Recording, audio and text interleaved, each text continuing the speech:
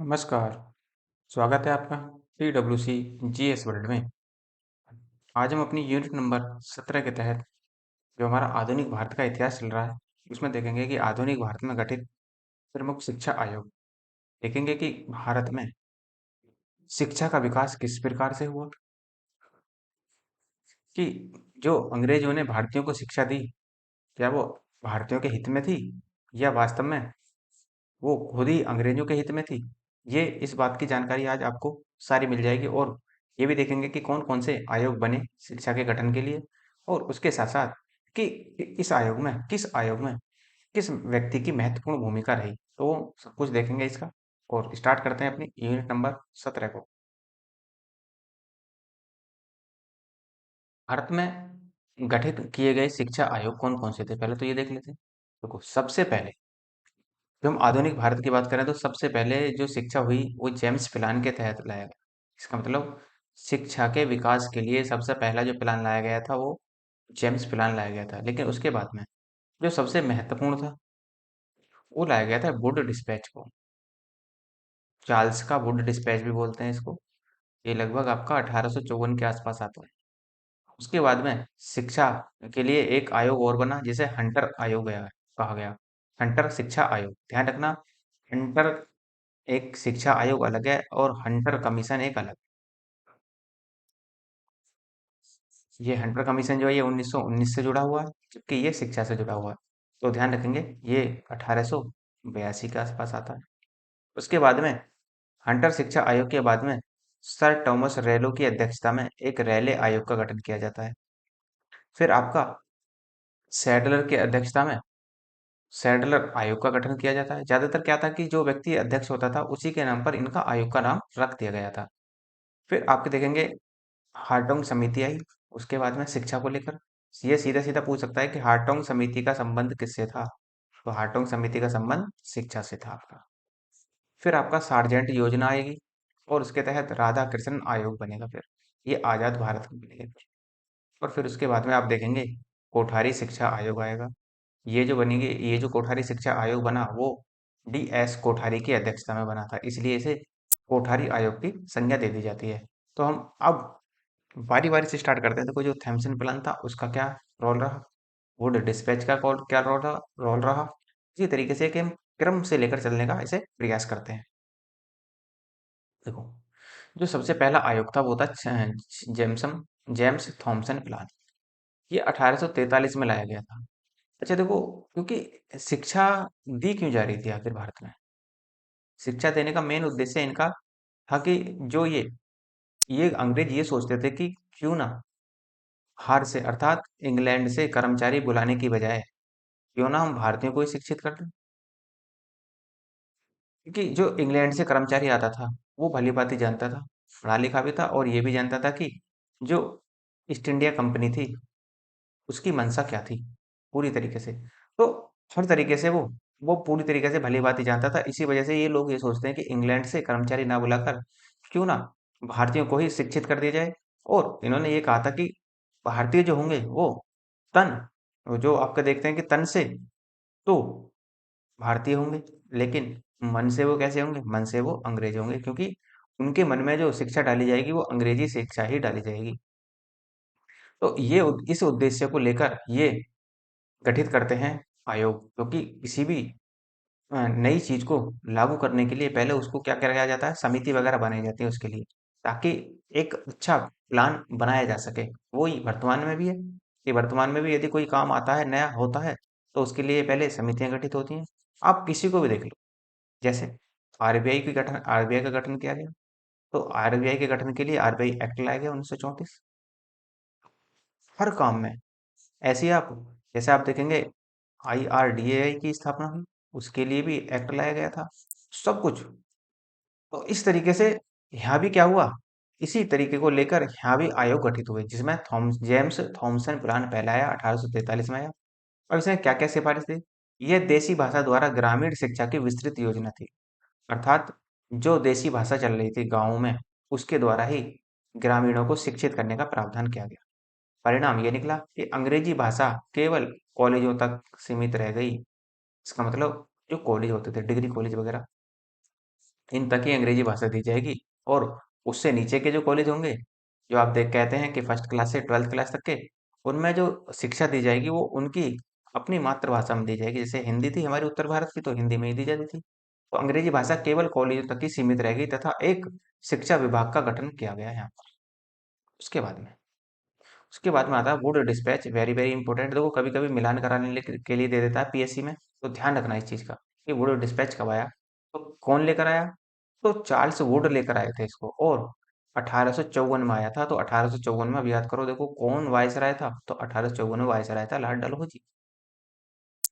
अब इसने क्या क्या सिफारिशें की? देखो, कंपनी के अधीनस्थ प्रांतों में जन अनुदेश के लिए एक विभाग खोला जाए, तथा कलकत्ता, मद्रास व बम्बई में एक विश्वविद्यालय की स्थापना की जाए। अर्थात कलकत्ता, बम्बई और मद्रास में एक एक विश्वविद्यालय की स्थापना की जाए।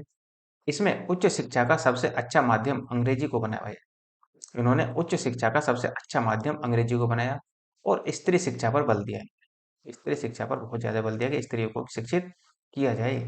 तो ये जो था, ये वुड और डिस्पैच की आयोग की सिफारिशें थी। अब इसका परिणाम क्या हुआ? तो परिणाम ये हुआ कि 1855 में जन अनुदेश विभाग, 1857 में कलकत्ता, मद्रास व बम्बई विश्वविद्यालयों की स्थापना हुई। इसका मतलब जो कलकत्ता विश्वविद्यालय है, पूछ ले कि कब स्थापित हुआ, या मद्रास विश्वविद्यालय या बम्बई विश्वविद्यालय की स्थापना कब हुई? तो 1857 में हुई थी, जब 1857 की महान क्रांति हुई थी, उसी दौरान हुई थी। और ये कहते हैं कि कंपनी के अधीनस्थ प्रांतों में जन अनुदेश के लिए एक विभाग खोला जाए। तो इस विभाग की स्थापना हुई 1855 में। तो अनुदेश विभाग की घटना या अनुदेश विभाग की स्थापना हुई 1855। किसके तहत? किस डिस्पैच के तहत? तो वुड डिस्पैच के तहत ही अनुदेश विभाग की स्थापना हुई थी। उसके बाद में आता है आपका हंटर आयोग या हंटर शिक्षा आयोग। ये 1882 से आया था और 1923 तक चले गए। तो देखो, लॉर्ड रिपिन के शासनकाल में आया था। और जो लॉर्ड रिपिन के शासनकाल में आया था, तो इसकी ने सिफारिशें क्या की थी? इसकी सिफारिशें प्राथमिक तथा माध्यमिक शिक्षा तक ही सीमित थी। अर्थात जो प्राथमिक शिक्षा होती है और जो माध्यमिक शिक्षा होती है, उसी तक सीमित रह गई। प्राथमिक शिक्षा स्थानीय भाषा में हो, इन्होंने ये कहा हंटर कमीशन ने। और निजी प्रयासों को अधिकतम प्रोत्साहन, जैसे नारी शिक्षा के पर्याप्त प्रबंध निर्देश दिए जाएं। अर्थात कि जो निजी विश्वविद्यालय हैं या निजी कॉलेज हैं, उनको भी प्रोत्साहित किया जाए। तो ये ध्यान रखेंगे कि प्राथमिक शिक्षा स्थानीय स्तर में या प्राथमिक शिक्षा स्थानीय भाषा में दी जाए। ये सबसे पहले किसने कहा? तो ये सबसे पहले कहा था हंटर शिक्षा आयोग ने। परिणाम ये निकला। पाश्चात्य ज्ञान के अलावा, पाश्चात्य ज्ञान का मतलब होता है जो पश्चिम का ज्ञान है। पश्चिम का ज्ञान कैसा है? अंग्रेजी का। पश्चिम का ज्ञान अंग्रेजी में था पूरी तरीके से। तो पाश्चात्य ज्ञान के अलावा भारतीय व उच्च भाषाओं के पठन पाठन में विशेष रुचि देखने को मिली। 1882 में पंजाब में और 1887 में इलाहाबाद विश्वविद्यालय की स्थापना हुई। ये भी आप ध्यान रखना कि किस किस विद्यालय की स्थापना कब हो रही है। और जो इलाहाबाद, जो यूपी के हैं, वो तो इलाहाबाद के लिए बिल्कुल ध्यान रखें कि भारत में सबसे पुराना विश्वविद्यालय भी कौन है? ओ सॉरी, उत्तर प्रदेश में सबसे पुराना विश्वविद्यालय भी कौन सा है? तो वो इलाहाबाद विश्वविद्यालय होगा। ये आप ध्यान रखेंगे। और यदि पूछ ले कि भारत का सबसे पुराना विश्वविद्यालय, तो तीन खुले थे एक साथ 1857 में, याद करो। बम्बई का, कलकत्ता का और मद्रास का, ये सबसे पुराने हैं। ठीक। और 1882 में पंजाब यूनिवर्सिटी खुली और 1887 में इलाहाबाद यूनिवर्सिटी की स्थापना हो जाती है। उसके बाद में आएगा रेले आयोग। और रेले आयोग जो आएगा, वो सर टॉमस रेले की अध्यक्षता में आएगा। और उस समय वायसराय थे लॉर्ड कर्जन। इसी के समय में, लॉर्ड कर्जन के समय में क्या होगा? बंगाल का विभाजन 1905 में। तो ये 1902 में आया था। और इसकी मुख्य सिफारिश विश्वविद्यालय शिक्षा तक सीमित था। जो इसकी सिफारिशें थी वो विश्वविद्यालय स्तर तक की थी। विश्वविद्यालय को अध्ययन व शोध के लिए प्राध्यापकों की नियुक्ति करना चाहिए। इसका मतलब जो अच्छे अच्छे जो प्रोफेसर हैं, उनकी नियुक्ति विश्वविद्यालय में की जाए, ताकि बच्चों को अच्छे से पढ़ाया जा सके। गवर्नरों को विश्वविद्यालय की क्षेत्रीय सीमाएं निश्चित करने का अधिकार दे दिया गया। जैसे आज भी देख लो, भाई जितने भी यूनिवर्सिटी होती हैं, उनका चांसलर कौन होता है? उनका चांसलर उस क्षेत्र का गवर्नर ही होता है। जैसे उत्तर प्रदेश में, देश की जो राज्यपाल हैं, जो गवर्नर हैं, वो हैं आनंदीबेन पटेल वर्तमान में। अब आप देखें, तो ये जो है आनंदीबेन पटेल, जितनी भी उत्तर प्रदेश में यूनिवर्सिटी हैं, सबकी चांसलर भी हैं। हाँ, ये है कि देखो, वाइस चांसलर अलग होते हैं। वाइस चांसलर यूनिवर्सिटी में होते हैं, और जबकि चांसलर जो होती हैं वो राज्यपाल ही होंगी उस राज्य की। ठीक है। तो अब देखो इसका परिणाम क्या निकला। इस आयोग की सिफारिशों के मद्देनजर 1904 का भारतीय विश्वविद्यालय अधिनियम लाया गया। वेरी वेरी इंपॉर्टेंट पॉइंट है आपका। कभी कभी तो सीधा सीधा जो आप पीजी वगैरह देते हैं, हिस्ट्री से पीजी वगैरह करते हैं, वहां भी सीधा सीधा पूछता है ये। और यदि आप सीसीएस से पढ़ रहे हैं तो उसमें तो ये फेवरेट सवाल है कि भारतीय विश्वविद्यालय अधिनियम कब पारित हुआ, तो 1904 में पारित हुआ। और ये भी ध्यान रखना कि यदि वो पूछ ले कि किस जो कौन सा अधिनियम आया था या कौन सा आयोग बना था जिसने विश्वविद्यालय अधिनियम के लिए आयोग ने सिफारिशें की थी, तो सर टॉमस रेलो की अध्यक्षता में रेले आयोग का गठन किया गया था 1902 में। और इसी की सिफारिशों के तहत 1904 में भारत में विश्वविद्यालय अधिनियम पारित हुआ, जिससे विश्वविद्यालयों पर सरकारी नियंत्रण बढ़ा सके या सरकारी नियंत्रण हो सके। उसके बाद में सैडलर आयोग बनता है, और ये बनता है माइकल सैडलर की अध्यक्षता में। ये 1917 से 1919 के बीच आया था, और इस समय जो वायसराय थे चेम्सफोर्ड थे। इस आयोग ने प्राथमिक से लेकर विश्वविद्यालय शिक्षाओं के अलावा महिला शिक्षा के लिए स्वायत्तपूर्ण संस्थाओं की स्थापना तथा व्यवहारिक शिक्षा पर जोर दिया। अर्थात इसका जो उद्देश्य रहा, सैडलर आयोग का जो उद्देश्य रहा, वो प्राथमिक कक्षा से लेकर विश्वविद्यालय स्तर तक था। तो इसने सबको ही, पूरी शिक्षा पद्धति को ही घेरने का प्रयास किया।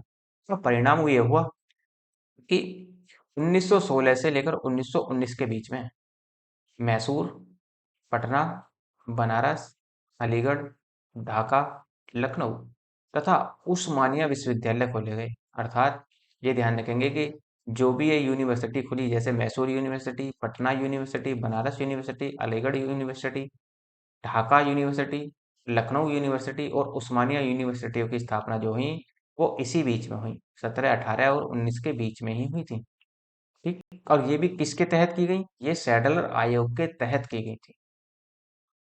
नेक्स्ट है, फिर आएगा आपका हार्टोंग समिति फिलिप, या हार्टोंग समिति भी बोल देते हैं इसको। तो देखो हार्टोंग समिति में क्या हुआ, कब लाया गया, 1929 में लाया गया था हार्टोंग, और इस समय वायसराय थे लॉर्ड इरविन। तो इसने सिफारिशें क्या की थी, इसने प्राथमिक शिक्षा के राष्ट्रीय महत्व पर बल दिया। अर्थात जो प्राथमिक शिक्षा होती है वो राष्ट्रीय, अर्थात राष्ट्रीय भाषा में हो वहाँ की, या क्षेत्रीय भाषा में हो, परंतु शीघ्र प्रसार अथवा अनिवार्यता की नीति की निंदा की इन्होंने कि इतनी जल्दी प्रसार नहीं होना चाहिए।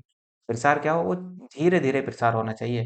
कि जो या तो ये मान लो कि शिक्षा जो दी जाए वो बड़े लोगों को दी जाए या अमीर लोगों को दी जाए, जिससे शिक्षा, जो अमीर लोगों को शिक्षा दी गई वो उससे क्या होगा कि उस शिक्षा से, उस शिक्षा को अमीर लोगों को दिया जाए, और उसके बाद में वो शिक्षा छन छन कर नीचे के लिए गरीब व्यक्तियों तक पहुंच जाएगी। वो ये इनका ये सिद्धांत था कुछ इस तरह का। तो इसने सुधार व एकीकरण की नीति की सिफारिश की थी, अर्थात शिक्षा में सुधार भी हो और एकीकरण की नीति पर भी बल दिया गया था। उसके बाद में सार्जेंट योजना लाई गई। तो सार्जेंट योजना जो लाई गई वो जॉन सार्जेंट की अध्यक्षता में लाई गई थी। और इसके जो उस समय जो वायसराय थे वो थे लॉर्ड वेवेल। अब सोचो लॉर्ड वेवेल कब थे, लॉर्ड वेवेल थे 1944 में। 1944 में आयोग का गठन किया गया। अब देखो इसमें क्या हुआ, सिफारिशें क्या थी इसकी। इस योजना ने एक राष्ट्रीय शिक्षा योजना तैयार की, अर्थात 6 से 11 वर्ष तक के बच्चों के लिए एक वयस्क निशुल्कता अनिवार्य शिक्षा का प्रबंध प्रबंध करने को कहा इसने। अर्थात एक वयस्क मतलब कुल मिलाकर ये था कि अब 6 से 11 वर्ष के बच्चों के लिए शिक्षा को अनिवार्य कर दिया गया कि ये शिक्षा आपको लेनी ही लेनी होगी। इस योजना के तहत उत्तर माध्यमिक श्रेणी समाप्त कर देनी थी। जो उत्तर माध्यमिक श्रेणी चल रही थी वो समाप्त करनी थी, कर देनी थी, वो ऐसा कहा था सार्जेंट योजना ने। परिणाम क्या हुआ, ये सिफारिशें महत्वपूर्ण थी, परंतु उन्हें तत्कालीन स्थिति में लागू करना असंभव था। ये इसका परिणाम निकला। उसके बाद में आता है आपका राधा कृष्ण आयोग। और राधा कृष्ण आयोग गठित हुआ 1948 से लेकर 1949 के बीच में। और उस समय वायसराय जो थे वो थे माउंटबेटन। अब इसकी जो मुख्य सिफारिशें थी वो क्या थी देखो, इस आयोग ने विश्वविद्यालय शिक्षा पर अपनी रिपोर्ट पेश की, अर्थात विश्वविद्यालय इसने निजी शिक्षा को लेकर कोई रिपोर्ट प्रस्तुत नहीं की, जबकि इसने विश्वविद्यालय आयोग को लेकर अपनी रिपोर्ट प्रस्तुत की।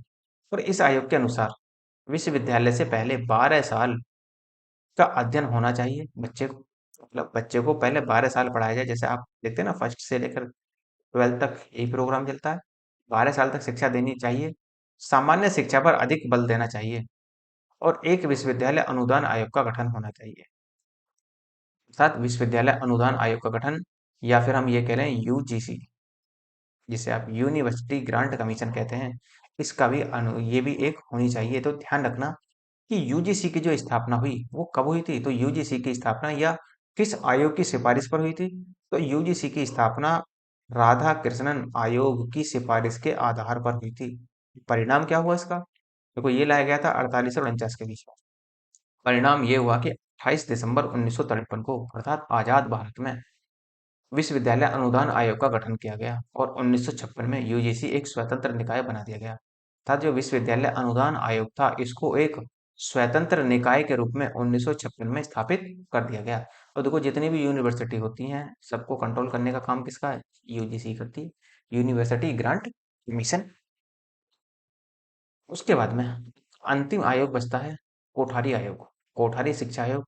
इसमें जो जो अध्यक्षता की थी वो की थी एस कोठारी ने, डॉक्टर डी एस कोठारी ने की थी। तो इसी वजह से इसका नाम कोठारी आयोग रख दिया। तो ये आजाद भारत में आया था, 64 से 66 के बीच में लागू हुआ था ये। इसकी क्या क्या सिफारिश है देखो, इस आयोग ने शिक्षा पद्धति के लचीलेपन की आवश्यकता पर बल दिया, कि कहाँ कहाँ शिक्षा की आवश्यकता है उस पर बल दिया। और कार्य अनुभव तथा नैतिक शिक्षा पर बल दिया गया। कार्य अनुभव और नैतिक शिक्षा पर बल किसके अनुसार दिया गया, वो दिया गया था कोठारी आयोग की शिक्षा के अनुसार। इस आयोग की परिणाम क्या निकला देखो, इस आयोग की सिफारिशों के मद्देनजर रखते हुए 1968 में शिक्षा की राष्ट्रीय नीति की घोषणा की गई। तो नई शिक्षा नीति जो लागू हुई वो 1968 में लागू हुई। लेकिन वर्तमान में कौन सी नई है, जो नई एजुकेशन पॉलिसी आ चुकी है, एनईपी 2020। तो न्यू एजुकेशन पॉलिसी भी वर्तमान में आ चुकी है और इसे लागू कराना बाकी है। कुछ क्षेत्रों में तो लागू हो गया। देखो एनईपी को सबसे पहले किसने लागू करा, इस राज्य ने लागू करा। तो ध्यान रखेंगे, उत्तराखंड ने अपने क्षेत्र में या अपने राज्य में सबसे पहले इसे लागू किया है।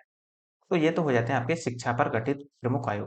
देखो प्री के पॉइंट ऑफ व्यू से या उससे छोटी एग्जामों के लिए केवल यही पूछता है कि कौन सा आयोग कब गठित हुआ, इस आयोग में क्या महत्वपूर्ण तथ्य रहे। ठीक, कभी कभी इस एक तरफ वो आयोग दे देता है, कभी कभी एक तरफ उनके सन दे देता है, डेट दे देता है, उनसे पूछ लेता है कि मिलान कर दीजिए। तो इन चीजों का आप ध्यान रखना, बस प्री के पॉइंट ऑफ व्यू से आपको इतना ही काफी है। लेकिन हाँ, यदि मेंस के लिए पढ़ेंगे तो वहाँ पर डिटेल थोड़ा पढ़ना पड़ेगा, इनके बारे में सब कुछ समझना पड़ेगा। वो क्लास आपकी अलग से रहेगी। तो इसके लिए इतना ही रखेंगे। और यदि आपको लगता है कि लेक्चर अच्छा है, रिवीजन के लिए पीडीएफ होनी चाहिए, तो आप डिस्क्रिप्शन में टेलीग्राम का लिंक दिया हुआ है। यदि टेलीग्राम लिंक यूज नहीं करते तो व्हाट्सएप का लिंक दिया हुआ है, दोनों में से कोई एक यूज कर लेना। तो वहाँ पर आपको टाइम टू टाइम पीडीएफ मिलती रहती है। और यदि आपको हिस्ट्री की कंप्लीट पीडीएफ चाहिए तो उसके लिए भी आपके डिस्क्रिप्शन में लिंक दिया हुआ है मेल का, तो वहाँ से आप मेल कर दीजिए, तो आपको वहाँ पर वो पीडीएफ आपको तुरंत भेज दी जाएगी। उसके साथ साथ यदि आपको हार्ड कॉपी के रूप में नोट्स चाहिए तो उसके लिए भी आपको मेल करना होगा। आप मेल करिए और 8 से 10 दिन तक, 10 दिन के बाद में कोरियर के माध्यम से आपके अपने एड्रेस पर वो पहुंचा दी जाएगी। और यदि आपको लेक्चर अच्छा लगा हो तो लाइक कीजिए, शेयर कीजिए, सब्सक्राइब करना ना भूलें। धन्यवाद।